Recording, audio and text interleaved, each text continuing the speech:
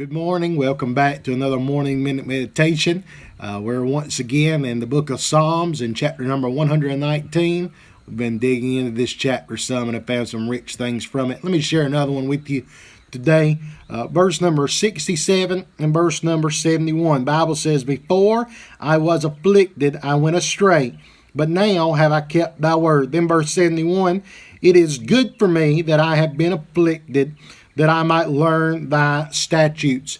Now, the word that ties both of these verses together, you probably noticed it, is the word afflicted. Now, that's a word that none of us like to have become reality in our life, but the truth of the matter is we all suffer affliction at some place in our lives. Affliction can be very different depending on the individual. What is afflicting me might seem silly to you, or vice versa.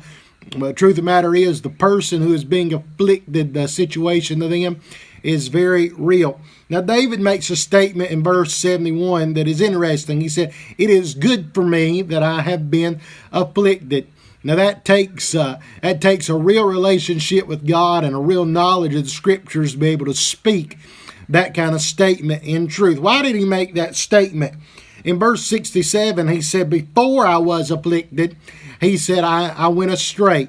It's sad that the Lord has to use affliction many times in the life of his children to keep them from wandering and straying away from the way that he has them to walk in. But that is ever so true. Most people, at some point in place in their life, God has to place some kind of affliction in their lives to keep them where they need to be and being right with him. Then he says, though, because of affliction, he said, "Now have I kept thy word." And he said, "I've been afflicted that I might learn thy statutes." You might not like the affliction that you're suffering right now, but it could just be that God is trying to teach you some things from his word. Will you listen to the lessons that are being taught from affliction? God bless and have a wonderful day.